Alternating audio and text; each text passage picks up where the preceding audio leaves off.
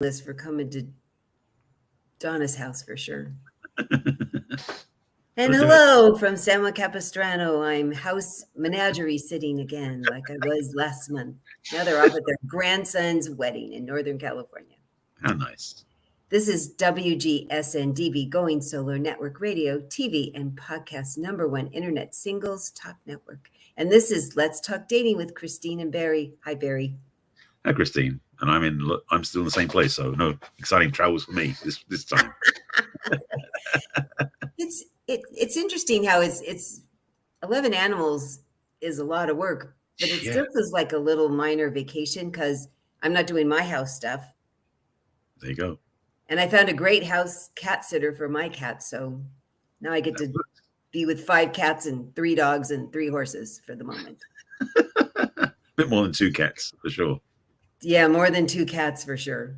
So, yes, this is kind of a big commitment, huh? So today's title is, what does commitment mean to you? Is that a good segue? Did you like that? Yeah, it was well done. Nicely done. Because it is. I mean, I committed to doing, because like one of the dogs needs drops for its ears, one of the horses needs drops for its eyes. So it's not even just the regular feeding and cleaning and stuff that I do with the animals for her. But there's added things. And how do you trust the person that you've asked to do things? And what level of commitment is that for you? You know, I was thinking about this title, you know, just in the world, that one of the hard things about the 2 places I volunteered is it's volunteering. And often people kind of treat it very laissez-faire. Yeah. You know, they say they're going to come a couple days a week. I go Thursday and Saturday. And there's been a couple times when I couldn't go and I let them know. And they're like, you know, nobody ever does that. I go, really? They don't? And even though it's volunteer, I feel like I've made a commitment to them. And so I need to tell them if I can't fulfill my commitment. And I think is it a little less, is it passé nowadays? Do people not talk that way? I'm wondering what you're experiencing with that, Barry, with your clients. Well, I want to spin a different direction for a second, because as we talk about dating a lot, and I would strongly suggest as a possibility, it's like strongly suggest, back it up the possibility. Because what came up for me was thought about ghosting, because what you're talking about in terms of people not calling back and not renegotiating, because I'll talk about that in a second about the agreement keeping, I've talked about it before in other shows, is that ghosting oftentimes is basically the person who is the ghoster is just flaking on the person who's the ghostee. And so in a way, the commitment isn't there. And so not even the commitment, but there's not even a desire to close it off, to say we're done. Because part of commitment is to say yes, sort of thing, or a lot more than that we'll get to. But also commitment is saying no. Actually, this is going in another direction for a second. I just finished up a program which I'm actually part of the alumni for, called Ethical Sales. And I'm loving the program. What? Called Ethical Sales Process. Oh. Ethical, that's what, ethical. And one of the principles they talk about, and I love this, I've been in the program for about almost a year now, which I love the work, is talk about how a sale is not necessarily a yes. A clear no is a sale as well. So in a way, a commitment, I'm just overlaying on top just to play with it. A commitment is not necessarily a yes, because a commitment can also be a clear no. And it's the wishy-washy stuff in the middle is the problem. And so to make a commitment, some people, and we'll talk about it more as we go along in the show, I know, will make a commitment in a very, like you're saying with the volunteers, like, yeah, I'll be there, like very like flippantly, like casual. It's not like a, yes, I will be there sort of thing. The level of commitment is different. And so real commitment is a full-on, yes, I will be there, whether it's pet sitting, volunteering, relationship. Whereas if it's kind of like, yeah, let's do it, let's experiment, let's try, let's go for a ride and see what happens, sort of thing. You can't really lean on that, and you can't really trust it as fully as you'd like. And that's why that commitment is so important to talk about in this conversation, because it doesn't just play out in relationship, although it's a vital part of a healthy relationship. It plays out wherever you are in life. So yes, I have experienced it different flavors, different ways, over many years, in fact. Yes, I think you're so right about that. And I was thinking, there was a whole thread on one of the widow pages on Facebook today about this young woman whose heart was broken, and she'd been going out with this man for six months, and she really saw a future. And then she said, I decided to bring up, what do you think about our relationship and where it's going? And it turned out he really didn't see a long range future. He was having a fine time and Right. liked her. And sadly, she hadn't thought about bringing it up before. And a couple people were harsh about it. A couple people said nicely what was going on. And she said the thing that we don't always say out loud. I was afraid to ask. What would Right. happen if I ask? What if he didn't? Well, it might be good to know before 6 months. And the other thing that I was very impressed with is she said, there was a while I didn't know, and then I thought, gosh, I really like him and I'm seeing a future. And she didn't say this, but I'm going to say, oh, and I never thought to say it out loud. Right. And that's the piece that's missing. First, you go, how am I doing? Keep checking in. Are you fine with feeling casual? Okay. Are you moving into a sexual relationship? And if that's still casual, is that okay? Just making sure, okay. And then, gosh, and I'm really having some feelings. I'm picturing a future. Say it out loud. Right. Because 3 things will happen generally. They'll say, I am feeling the same way, but I didn't think to say it out loud. Or, not yet, but maybe. I mean, can you take that on faith? Because I did that a lot with my poor late husband. Not yet, probably Right. is what I would say, probably. Or they're like, absolutely no. Yeah. And yes, it's hurtful. And the longer you go on, the more hurtful it is. And at least and it gives, I think, more men than women a really bad rap. Because when he finally said no, it's like, well, what a shit. What a shit. What did he do? He slept with me for 6 months. We went out for 6 months. I was catching feelings. Maybe he's a shitty person. She put his text up there and it was just like, I don't feel that way. And if that's what you want, I'm stepping away. Right. Really, you know me, I will call guys out if they're being shits, but I was like, Right. when you look at that text, which is all I have at face value, he was being honorable. She's going, this is what I wanted. I can't do it. Okay. I will leave you so that you can find what you want. And the people had so many horrible things to say about him. And then it gets into the sadly, all men. Right. All men just have sex and leave. That's all they want is friends with benefits. There's plenty of men and women that only want friends with benefits. If you talk about it, good to know. Have at it. I wish there was a place for them to all meet each other because they'd be so much happier and not breaking other people's hearts. Right. And if that's all they want and they're being really honorable about it, but you don't ask, then you're making a commitment without getting the buy-in from the other person. Right. You've committed yourself to this relationship and you've not checked out. Is this person feeling the same way? Are they capable of it? Could they do it now? Could they do it later? Because I know for a fact, good men will tell you the truth if you ask them. They're not Absolutely. playing games. They don't want to hurt your feelings and they don't want to yell at them. If you ask them straight out, they'll go, this is really how it is, and then see what happens. They'll blow back. But I'm going to stick up for you guys in this instant because I thought the guy at face value, it didn't sound like he did anything wrong to me. And you guys are not generally, my husband was, the people that bring it up first. It's often the woman. Sorry, if you're feeling more feelings, then whoever's feeling more feelings gets to bring it up first. So first of all, thank you for sticking up for us. Thank you. You're so welcome. Secondly, it sounds like from what you said that he was responding to her over text, which meant she texted him about it in the first place. Is that correct? Yeah. No, they'd had a conversation. Then she said, what are you doing about it? Through text, because he wanted to think about it.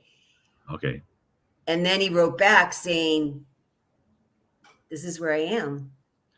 So my thoughts on this, and we talked about this one before too, is text messaging is such a ridiculously limited means of communication.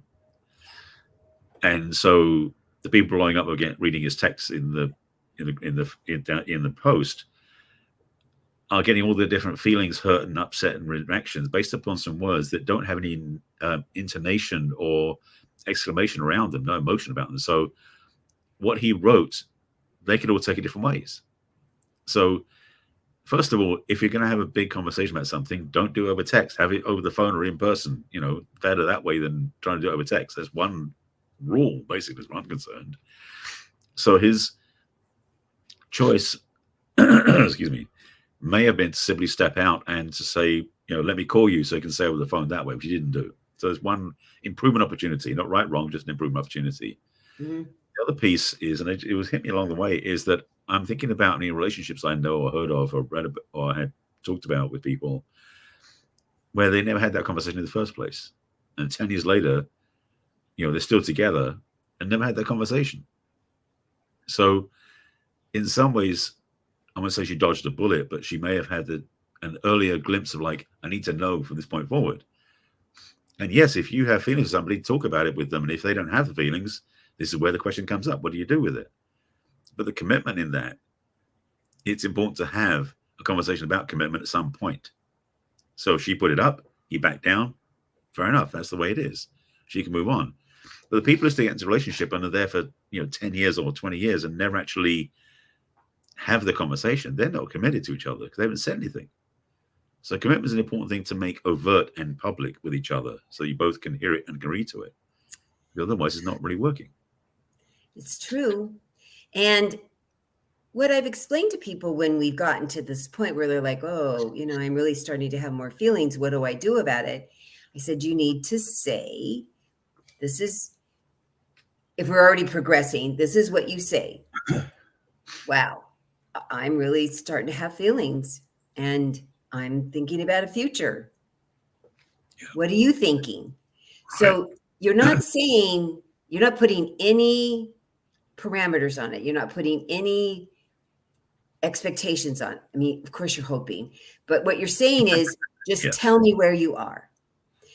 Because generally when you say that to somebody, they don't, if there's any pressure, they're going to put it on themselves. Because if you're not putting pressure, you're just going, this is where I am, just checking where you are.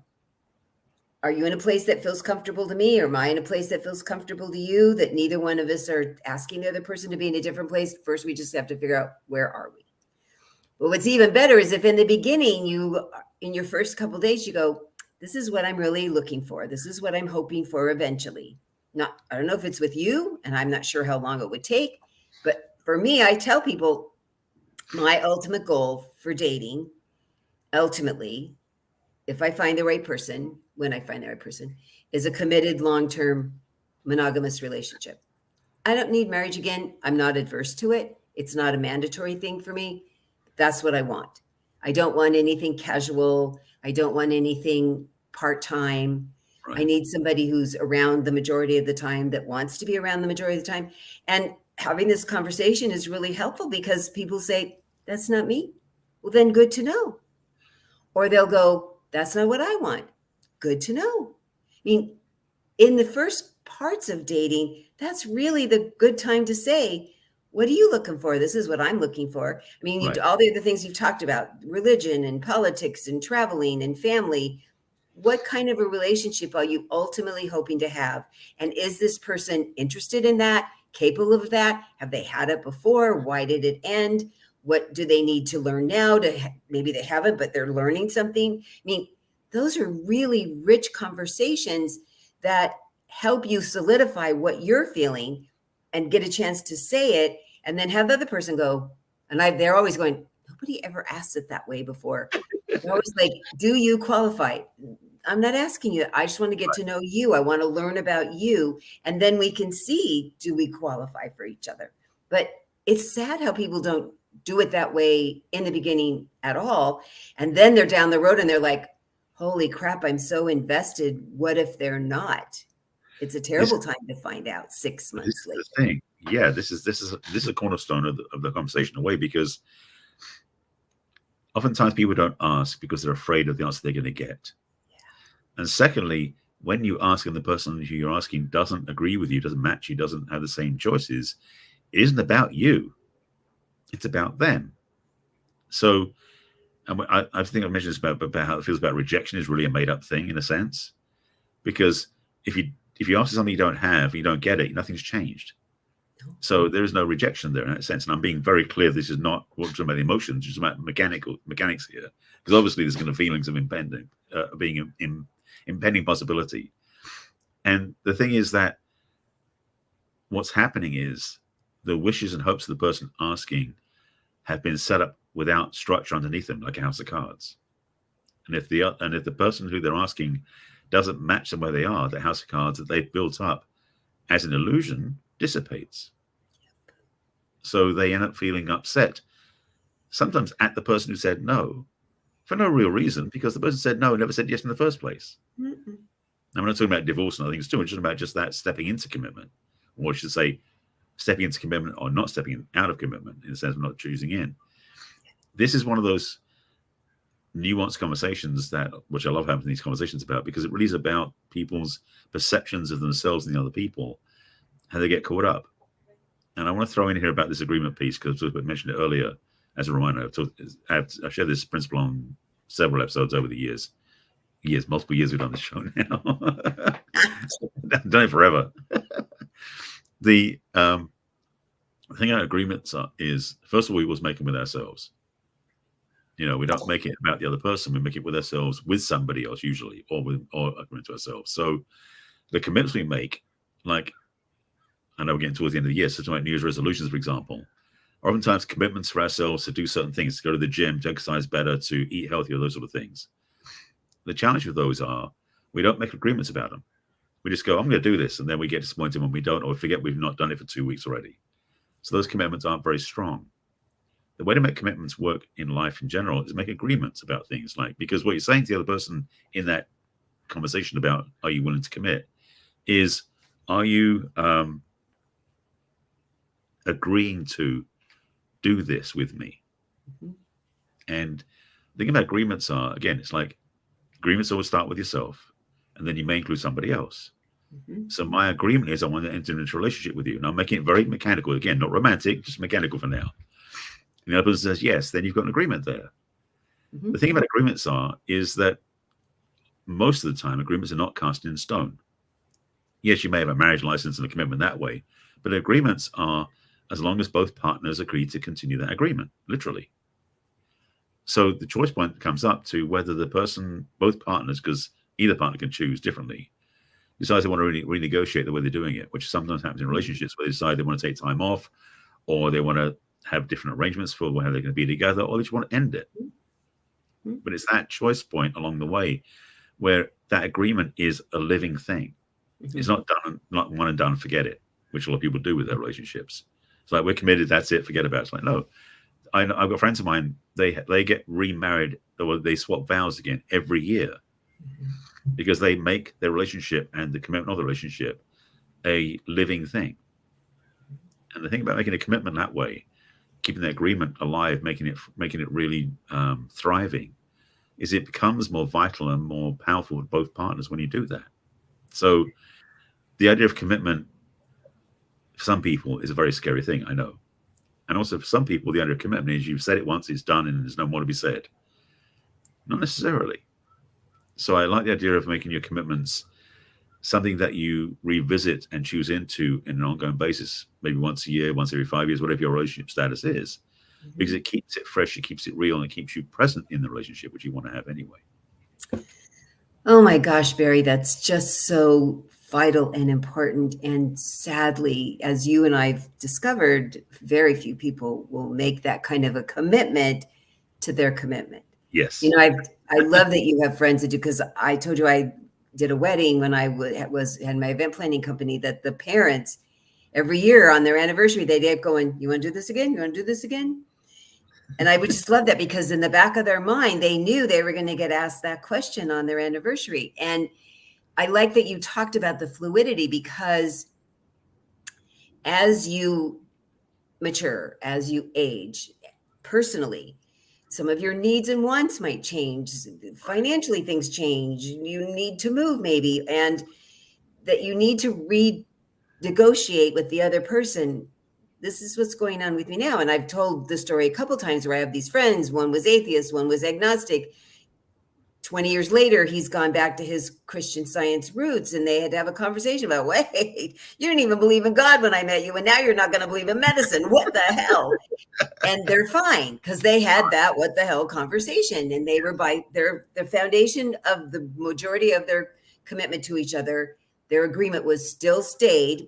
There was this adjustment that needed to happen, and he was going to go to church. She didn't have to participate. Okay, we're moving on.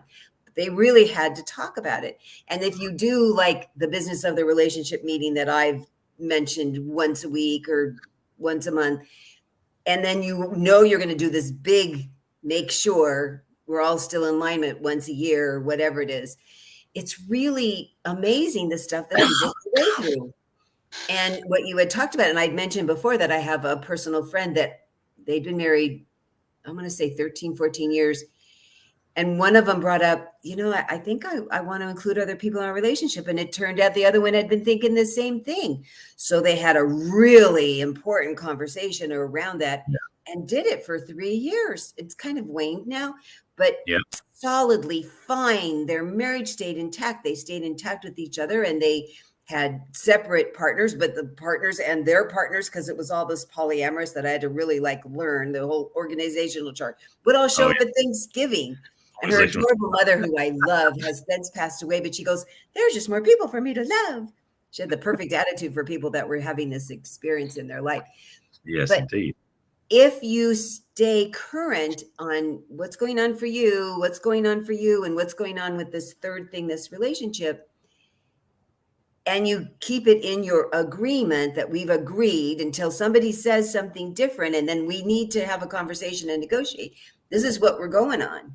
Yeah. The thing I'm going to say that we really need to talk about is, what does commitment mean to you? So I said what commitment means to me is, if I have promised, like for my volunteer place, or to Donna, that I'm house sitting her house until Sunday, or in a relationship, I am going to keep all the agreements I have said. We've written it out. This is what I'm doing. And if there's something I can't do, I need to go, hello, I can't come today, or wow, I don't understand, or I'm sick, or whatever, and do that same thing in your relationship. So first you say, what makes a commitment to me? So what makes a commitment to me is when I have promised.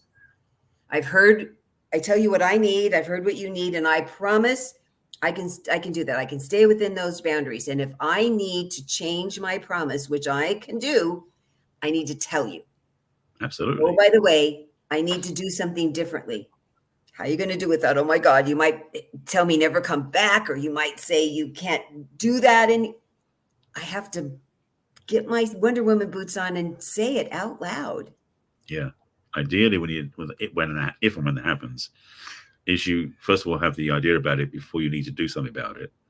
So you can communicate beforehand, at least prepare the other person, because if you've got a long-term relationship going on and you decide you're going to change something up very quickly and abruptly, the other person is going to probably be, what the hell's going on? Did I miss something? What's going on? So having a loving conversation, regardless of what the choice is one way to make it easier and more, less painful to swallow, should we say. Because that's the thing, is that we have relationships that we get very comfortable in, and we forget to actually value the other person enough to have a conversation with them that's something important. And one of these things we're talking about here, and I wish it happened in couples where the relationship has lost its luster over a period of time, and the desire to keep valuing the other person has dissipated, which is one reason why sometimes relationships end, because they forgot to revalue that or to keep the commitment. Because one part of commitment is not just to put up with the other person like you're in a jail sentence. Some people do seem to do, it seems, but that you choose to make the other person the priority in your relationship, not above yourself, because I've talked about that before, but about that you don't sort of dispense with them and go do your own thing. You can include them in conversations. Yes, you can have your own life as well, do things outside the relationship, hobbies, sports, service, whatever it is. But that person's still your number one, so to speak. And when you commit to that and you make that your commitment, living and vital and alive, That's easy to do. But it's the I was going to say the avoidance is the wrong word, but it's the forgetfulness about not making the commitment important enough. Because one thing about commitment for me is it's something you make important. You don't just throw it away. You don't think about it like, well, I'll guarantee I feel like it's. No, your commitment is a commitment that you stick up for, you stand for, and you do make sure you honor all the time. So my big word is promise. That's what feels like commitment to me. Yeah. You use commitment. So everybody has to find out what's the word that's the set in stone until we've talked about it again. And I like that you brought up, because it is so deadly when we start taking things for people for granted, a relationship for granted. Sadly, how often, I guess, because of what we do, people confide in us that they're roommates. They exist together. They have such separate lives. They're not really doing much at all together. Certainly not moving a relationship forward together. Right. And I think it's often because maybe they weren't clear about what they needed as an agreement from the other person and from themselves, and they didn't stay on top of it. And it's that thing where, gosh, what if I hate the answer? Well, I always will say, what if you like the answer? You might like the answer. Indeed. There's really a possibility, really, that you might like the answer. And if you don't like the answer, you can now see what you can do about it, or one or both of you need to say bye-bye. At least now you know. But so often we sweep it under the rug, or we go, oh, it's really not that big of a thing. And it's really a big thing. Oh, yeah. Well, on that note, and speak to that piece, I would suggest that the best way to avoid getting unconscious or too blasé about your relationship, not even putting effort into it, the best way to avoid that is to keep, again, renewing your commitment to each other, to make it vital, make it alive. That's the thing, is when the commitment's dead, so is the relationship. And it's such a vital piece of the relationship, because you're committing to that one person over other people. I'm not talking about monogamy here. So the paradigm is where that person becomes more vital in your life, like I said earlier, about making them your number one, so to speak. So they become your priority, and they become included in your life and the way you do things. And that commitment stands, but it's not something that usually, not easily, I mean, people do marriage vows and then they don't necessarily follow through. Is the commitment, I feel, has to be, I think what they use it like revisited, but certainly talked about and remembered more frequently than some people bother with. Once every 10 years for the 10th anniversary, 20th anniversary, is like, that sounds wonderful, but why not every year, like we said earlier? Because it makes it easier to do. The challenge is when we don't talk about things, and people go 10 years into a relationship and they never talk about anything about the commitment. It becomes very sticky and hard to communicate about, because it's not been freshly serviced and worked on every year.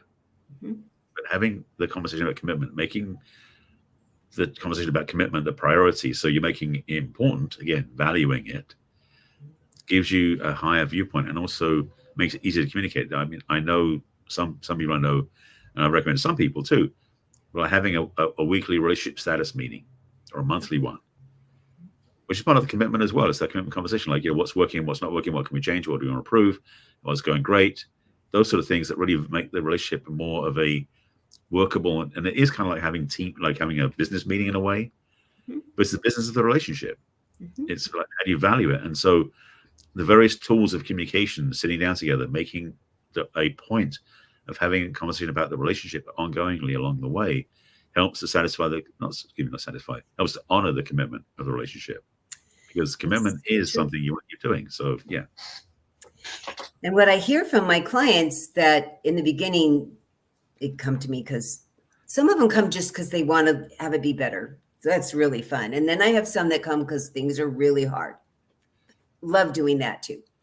Yeah. And the things that are really hard, the we have to talk conversation, is always awful. It's just awful, because there's mostly old, hard, icky, festering stuff. So we have to work through that. Yeah. And once we clean that out and we've gotten them back to it, often they'll tell me it feels better because at least it doesn't feel awful anymore. Then I set them on a plan where we only meet like once a month or so. But they're meeting with each other every week. They're like, wow, we look forward to the meetings every week because most of the time it's really fun and positive. I'm like, how about that? So it's fun to turn that around because typically if people haven't been doing anything regularly, it only feels awful and horrible. And so I go, yeah, we're going to still do awful and horrible a little bit. And then we're going to get to, I think it's going to be good because they have to start out with, this is their instructions when they have their meeting of what was all the positive stuff in this last week, that even if I've already told you, I'm going to make sure I tell you again, which is kind of cool to hear it more than once. And then I maybe do have a couple things I need to work on with you, or I missed out something, or gosh, I forgot to apologize. And there's that, but it's sandwiched with this great good. And then here's a couple things to work on. And then how do you feel after you've aired and heard the other person go, yeah, okay, I could do that. Where typically we have to talk, nobody feels good after. Who's going to feel good after about the dump truck showing up and dumping all this garbage on your head? Even the person that does the dumping, they think they're going to feel better and they don't, because this person still can't fix it. They don't know how to apologize because that's really what they want. But all they did was dump. And it's like, well, that's just a big pile of yuck. So this ongoing regular learning how to do that and then practicing it.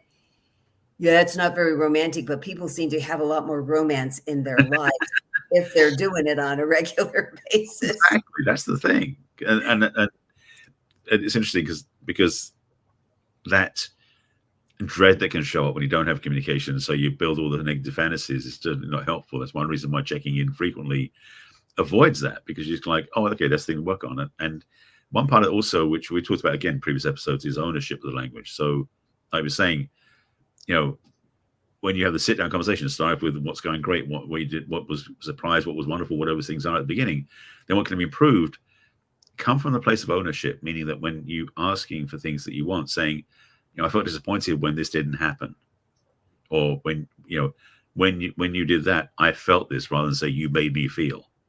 Because the challenge is that it's about ownership of space. So when you are having the conversation about improvement opportunities in relationships, whether it's business or romantic, providing the person with the data points without the emotional baggage is a way of communicating in a healthy way. And in a relationship, especially, the more you don't dump on your partner, the better.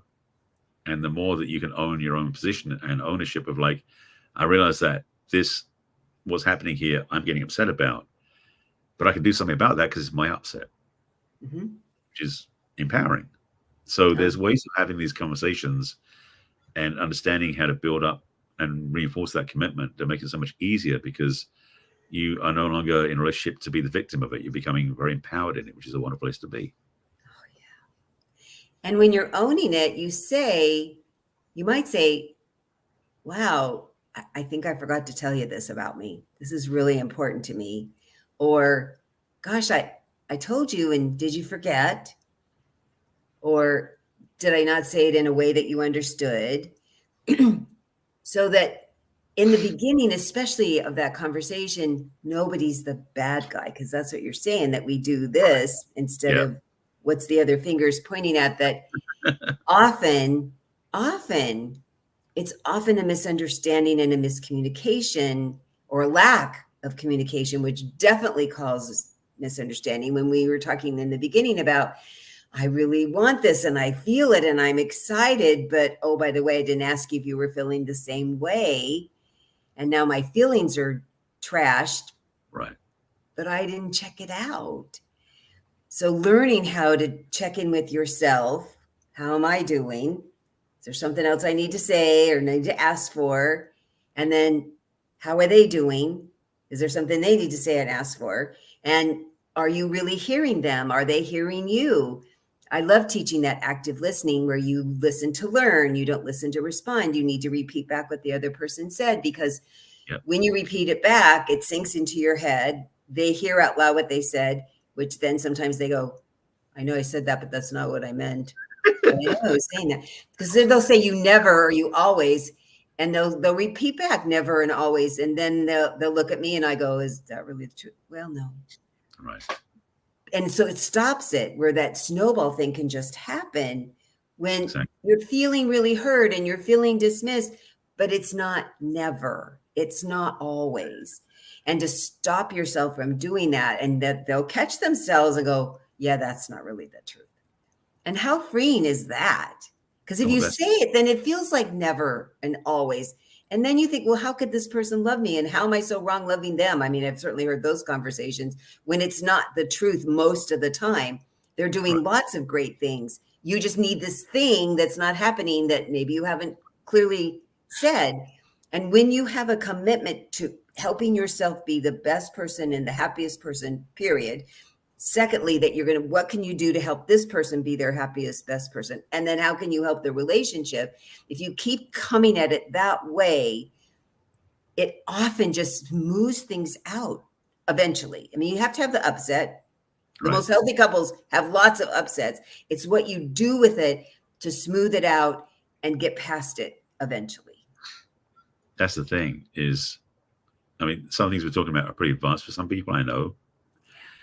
So bear in mind that what we're talking about here, you can definitely revisit and use whenever you can and practice with it, because these are skills. And most people, unfortunately, don't learn these skills when they're younger or when they start dating. So if you're a regular viewer or listener to our show, you know we talk about some stuff that is very easy. Sometimes we talk about stuff that's a little bit more challenging. And this one can be more challenging for people because they're not practiced in communicating things that are this raw and this real. But the payoff, the value of it, and the saving grace of it is so key. Because as we said at the beginning, and you're saying about the woman who basically didn't get what she wanted from the guy, had that been an ongoing conversation, of course, this is only the relationship, none of this is to take it personally, because he wasn't ready for the relationship with her, and she started seeing things available to her. But if she was taking ownership, and in a long-term relationship, if that had been an ongoing conversation, the symptoms or the signs or the indications would have started showing up earlier enough, where either one, that could be course corrected if that's what it was, or two, there could be preparation to say, well, this is going to be ending. I can feel it. So let's end this in a graceful way. That's a much healthier way of doing things. And so these understandings of commitment it's not about, because some people look at commitment like it's a granite rock face. Once it's done, it's done. You can never change. So no, commitment is a living thing, as I mentioned earlier. And so it shows up in ways in a relationship where you can say that I'm committed to this at this moment, and it can be renegotiated down the road. And one of the biggest pieces of this, like we talked with agreements earlier, is you can renegotiate agreements. Things can be changed because circumstances, situations, and where you are may not be the same as it was when you made the agreement or you made the commitment. And so it's important to know that commitment you made shouldn't be used as a weapon against yourself, which is what some people do. Mm-hmm. You know, I committed to it. I've got to stick it out. I'm going to put up with it, and I'm going to suffer the whole way. It's like, that's not a choice that works. So recognize that commitment is a valuable choice, but also it has some you can just renegotiate and change things and make some different movements along the way, as long as you're conscious of it. You don't just walk away. It's like, you have a conversation. Again, ongoing conversation is important in relationships. We talk about that all the time too. But it's that recognition. It's like, oh, something's shifting. Let's have that conversation. Let's be willing to be vulnerable enough and mature enough to talk about what's real, what's present, rather than just glossing over it. Because that's when you start discovering what's true. Like you were saying, she was getting those feelings and she was aware of it, and she decided to communicate. That was a win for her, regardless of the fact he said no. Mm-hmm. She had a win because she did speak for what she was feeling, which is real. That's important. She finally got brave. Yeah. So I think a lot of what we're talking about is that your commitment is to keep revisiting your commitment to yourself, your commitment to the other person, your commitment to your relationship, that you make a commitment, you make a promise, you make an agreement that you're going to stay on top of this commitment, this promise, this agreement you're making with the other person. I mean, I think that's a whole nother layer of commitment, because you're saying, I'm not going to just leave that sit there. like it's one and done. I'm going to make certain that I keep on top of it and make sure it still fits me. It still fits them. It still fits our relationship on a regular basis. I love that because I think people, I mean, I certainly think there's some things that people say they'll never change. And I'm glad, keep making sure that it's never changed. Like my friends who thought neither one of them were going to believe in God.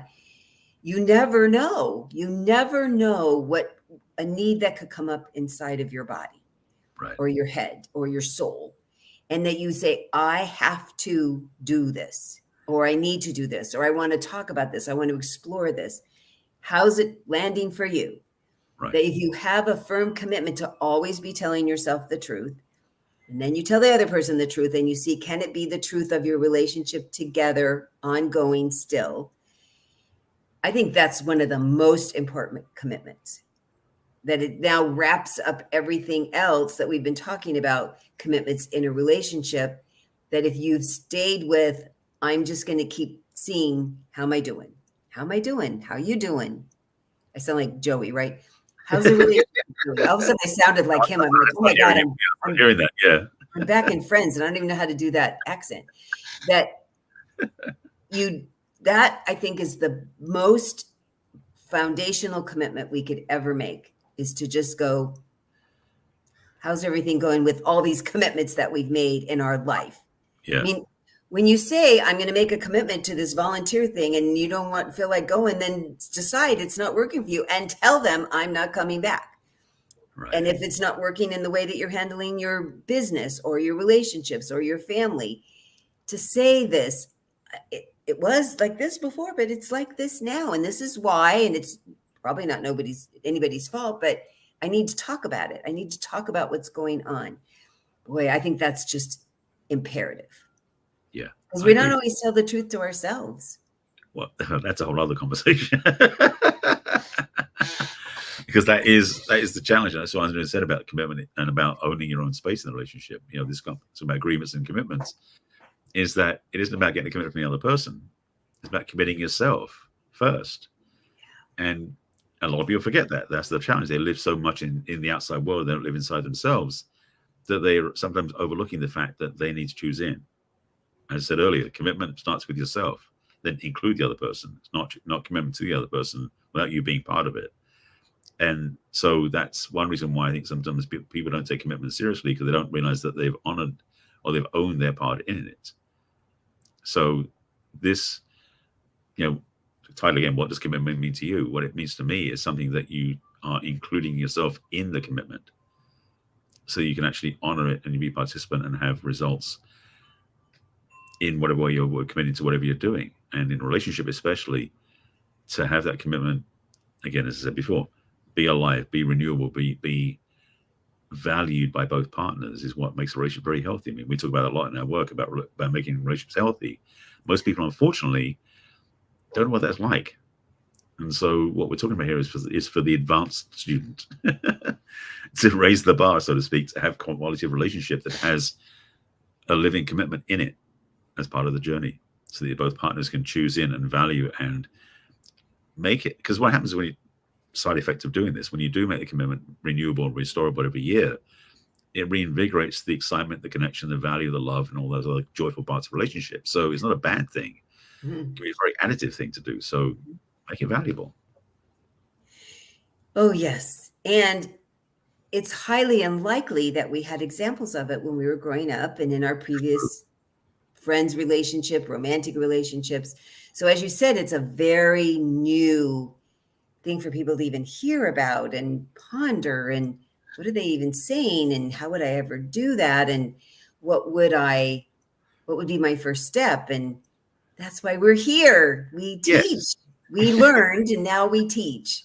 Exactly. We need to learn how to do this ourselves, because we've talked about our challenges in the past when we didn't even know what we weren't talking about, and then we figured out we weren't talking about it, and then we had to learn how to talk about it. So we can teach you. We know that journey really well. We weren't born with these skills. Oh, no. You're just not. People are not. So we'll be happy to teach you. Yes, indeed. So, if you'd like to get hold of me to have a conversation, you would go to my website, which is www.theperfectcatch.com, and click on What's Holding You Back from Love. And then you can schedule a complimentary conversation with me. You can also join my newsletter. And also, you can find me on all my social media through that same website. At the bottom, you'll see Twitter and LinkedIn and Pinterest and YouTube and Facebook and Instagram. There you go. I remember Got it them all. all.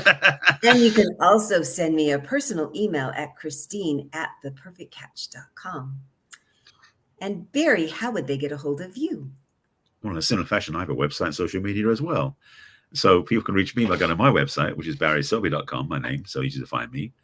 On the homepage, you can sign up for a discovery session right at the top of the screen. And at the bottom of the screen, you can join my email list, where you definitely stay in the loop of what's going on, related to the show and other things as well. The much vaunted quiz I've been talking about for months now is starting to come together. It should be released hopefully the next week or so. I'm getting close to getting that point. So definitely make sure you join my email list to be notified when it comes up, because it's a good way of navigating where you are in your dating and experience of relationship and what you're looking for and if it works out for you. So that's something I recommend checking out. On my social media handles are all Barry Selby except for Instagram, which is the real Barry Selby. So YouTube, especially where I've got tons of videos, is Barry Selby. Facebook, LinkedIn, Twitter, Threads, what's the other one? Oh, Clubhouse. I'm not doing much in Clubhouse, but you can find me there. It's all Barry Selby. And again, Instagram is the real Barry Selby. And if you want to reach out to me, you can drop me an email at barry@barryselby.com. How perfect is that? Easy. And we're here live every week at 1 o'clock Pacific and 4 o'clock Eastern and all the times in between. So you can join StreamYard and watch us live and make comments and ask questions. You can also, we'll send them out with our emails and on our social media pages. You can watch all the replays, and we'd love for you to like and share and subscribe and send them to the people that you know that are having challenges with their dating and relationships, because definitely help them. Yeah, it's not about you, it's about other people. No. Because don't your friends complain to you all the time about lack of boyfriends, hard boyfriends? They don't understand women. Women are so confusing. They don't understand their wives and husbands, and they wish they could, because at some point you really liked each other, and now not so much. So we'd like to help with that. They can actually have a commitment in a relationship. What a concept. What a commitment to being happy. There you go. So one little add-on piece we took this before. This is also a podcast. So if you don't have a chance to watch us live or watch us on the online platforms, you definitely can listen to us on your podcast platform, your favorite one, wherever you go. Just check us out, and you can take us when you're on jogging, running, driving, whatever you're doing. So definitely listen in, because our show, even though you won't see our pretty faces, you can still listen to the content, which will keep you happy. Yes, you can watch us live in person or like this, or you can listen to us while you're out and about. I love that we're so mobile now, Barry. We're very cutting edge. Yeah, kind of. Cece gets us there. Yeah. Yes, indeed. So we will see you all again next week with another scintillating subject. Take care of yourselves. Bye for now.